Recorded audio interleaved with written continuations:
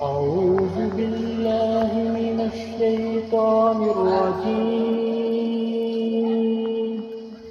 بسم الله الرحمن الرحيم.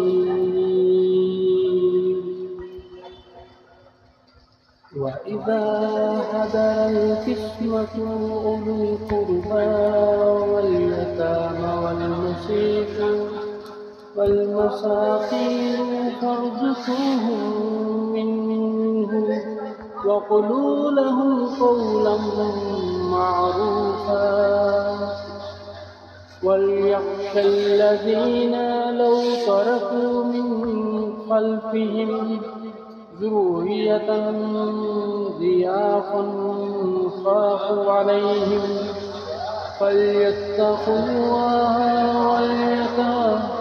وليقولوا قولا سديدا.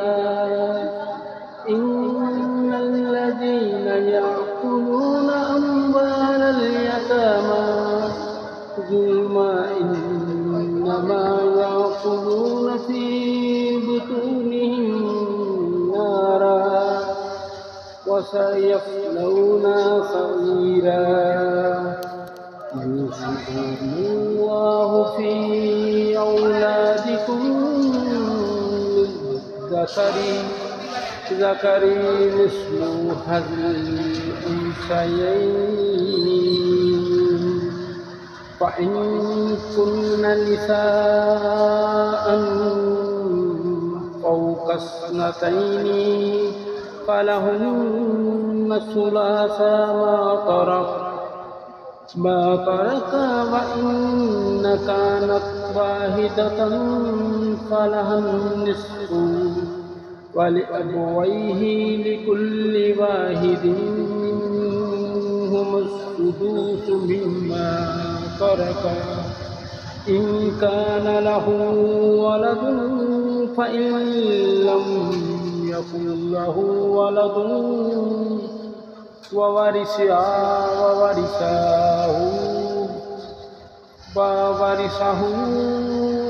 أبواه فلأمه السدس فإن كان له إخوة فلأمه السدس من بعد وصية يوصي بها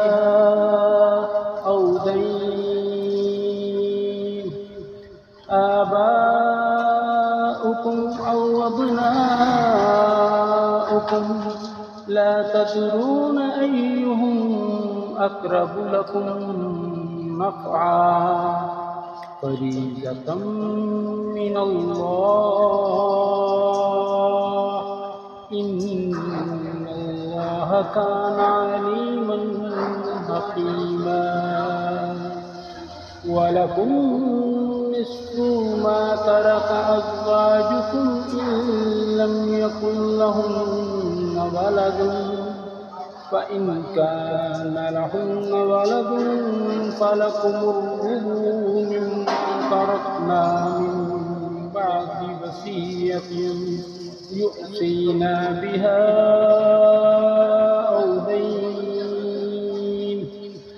ولهن الربع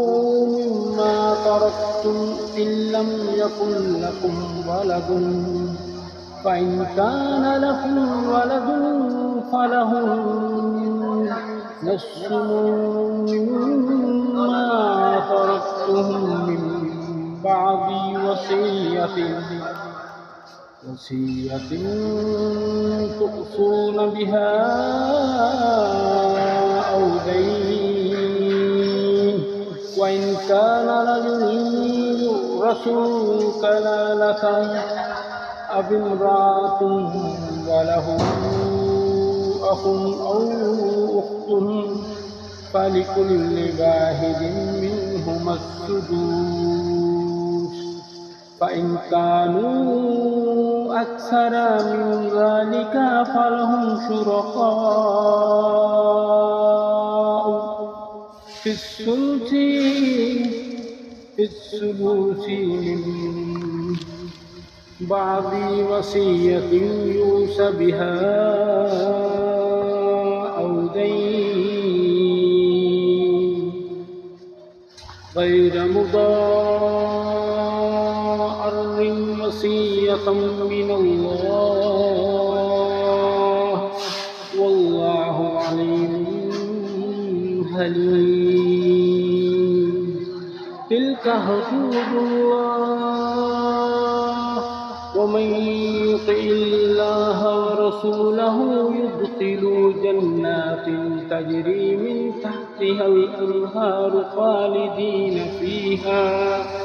وذلك الفوز العظيم ومن يعص الله ورسوله ويتعد حدوده يدخله نارا خالد فيها وله عذاب مهين والتي يأتين الفاحشة من نسائكم فاستشهدوا عليهن 4 منكم فإن شهدوا فأمسكوهن في بيوت حتى يتوفاهن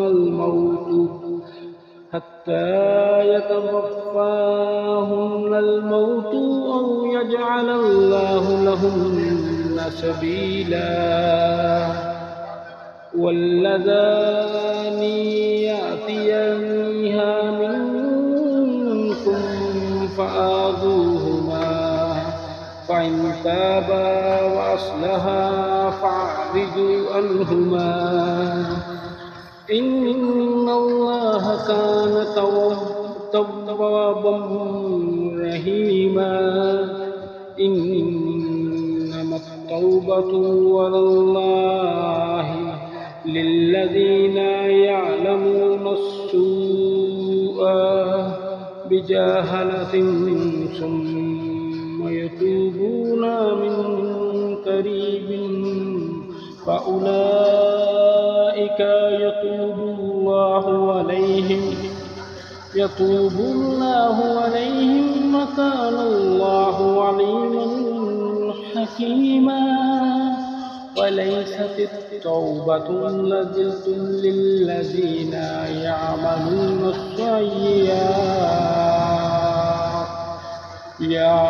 يعملون السيئات حتى إذا حضر أحدهم الموت قال إني تبت أنا والذين يموتون وهم كفار أولئك أعتدنا لهم عذابا أليما يا أيها الذين آمنوا لا يحل لكم أولئك أعتدنا لهم عذابا أليما يا أيها الذين آمنوا لا يحل لكم أن ترثوا النساء كرها ولا تعذروهن لتذهبوا ببعض ما آتيتموهن إلا أن يأتينا بفاحشة مبينة وعاشروهن بالمعروف فإن كرهتموهن فعسى أن تكرهوا شيئا ويجعل الله فيه خيرا كثيرا وإن أردتم استبدال زوج مكان زوج وآتيتم إحداهن قنطارا فلا تأخذوا منه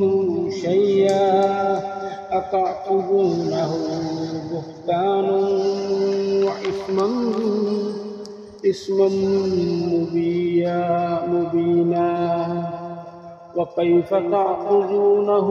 وقد أفضى بعضكم إلى بعض وأخذنا منكم ميثاقا غليظا ولا تنكحوا ما نكح آباؤكم من النساء إلا ما قد سلف إنه كان فاحشة ومقتا وساء سبيلا حرمت عليكم أمهاتكم وبناتكم وأخواتكم وعماتكم وخالاتكم بنات الأخ وبنات الأخت وأمهاتكم التي أرضعنكم وأخواتكم من رضاعة وأمهات نسائكم وربائبكم التي في حجوركم من نسائكم التي دخلتم بهن فإن لم تكونوا دخلتم بهن فلا جناح عليكم وحلائل أبنائكم الذين من أصلابكم أن تجمعوا بين الأختين إلا ما قد سلف إن الله كان غفورا رحيما والمحصنات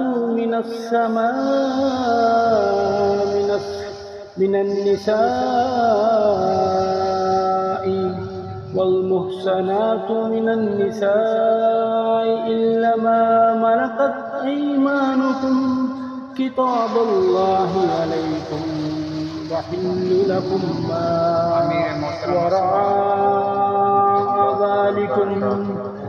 أن تبتغوا بأموالكم محسنين غير